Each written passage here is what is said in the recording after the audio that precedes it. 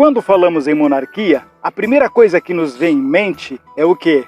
Reis, rainhas, princesas, príncipes e batalhas épicas de tirar o fôlego.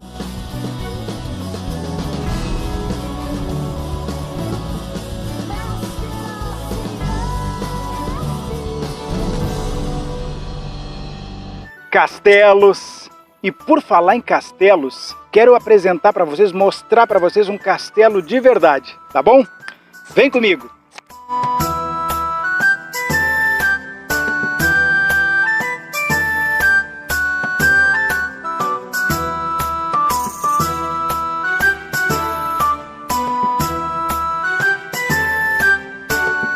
Como eu falei para vocês, um castelo de verdade. Só não vou apresentar a família real, porque eles são muito, mas muito discretos mesmo. Mas eu tenho uma foto da família real para mostrar para vocês. Olha só.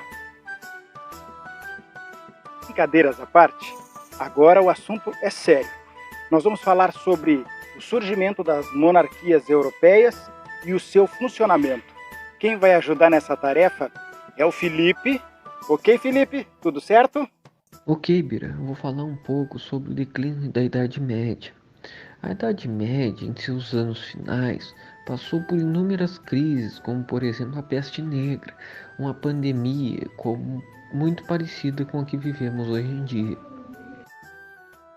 As 4 divisões sociais da época, ou seja, o rei, a nobreza, o clero e a burguesia, tinham suas necessidades individuais, como por exemplo, o rei tinha como objetivo recuperar suas terras divididas pelos senhores feudais e seu poder.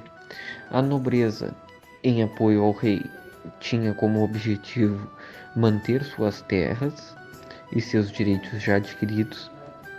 O clero tinha como objetivo expandir o território onde a fé católica residia. E a burguesia apoia a centralização política em troca de leis mercantis e da padronização das moedas, medidas e pesos para facilitar no comércio. E também a Érica vai nos ajudar com a explanação deste assunto que é tão importante. Com o fim do feudalismo, final da Idade Média, começa então a Idade Moderna com o absolutismo monárquico. Eu gostaria de perguntar para a Érica quais são os países que se destacaram no absolutismo monárquico, Érica. As principais monarquias nacionais são Portugal no século XII, Espanha, Inglaterra e França no século XV.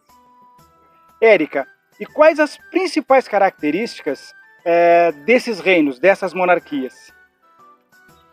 As principais características das monarquias nacionais são o absolutismo monárquico, que seria a concentração do poder nas mãos do rei, a aliança entre o rei e a burguesia comercial, o mercantilismo, que seria um sistema econômico que objetiva a proteção da economia nacional através de medidas como o protecionismo, expedições marítimas e o metalismo, por exemplo.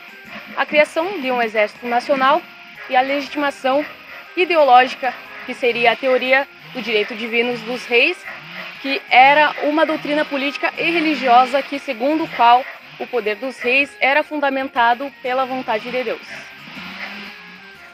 Como vimos, ao longo da Idade Moderna, o fortalecimento do poder de alguns reis europeus foi chamado de absolutismo. Essa expressão foi criada no século XVIII por intelectuais que criticavam o poder dos reis e os privilégios da nobreza e do clero. O poder político centralizava-se no rei. No entanto, ele não governava sozinho. Parte desse poder era exercido pela burocracia do Estado, constituída por um grupo de pessoas nomeadas pelo rei para cuidar das finanças, elaborar leis, trabalhar nos tribunais e comandar os exércitos profissionais. Mas a última palavra era do rei. Mercantilismo. Como o poder era centralizado, não era diferente com a economia do Estado. O termo mercantilismo refere-se às práticas econômicas de boa parte das monarquias, onde o fortalecimento das atividades comerciais e mercantis era controlada pelo Estado. Entre as principais características estavam o metalismo, que era a riqueza do Estado medida pela quantidade de metais preciosos que possuía, como o ouro e a prata, por exemplo. A balança comercial. Uma das maneiras de acumular riqueza era manter a balança comercial favorável, ou seja, exportar mais e importar menos, e de preferência vender mais caros os seus produtos em maior quantidade do que aqueles comprados de outros países.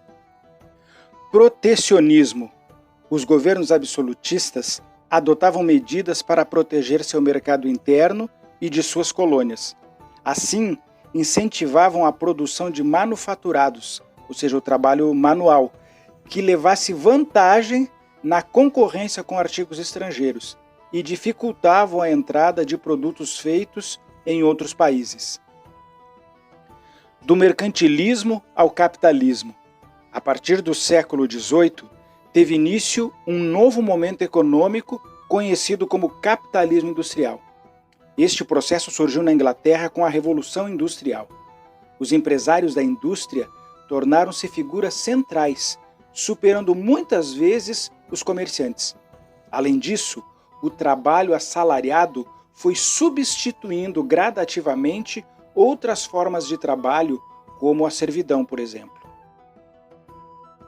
As monarquias tiveram seus momentos áureos e contribuíram de uma certa forma para tirar o mundo dos anos de atraso acumulados na Idade Média.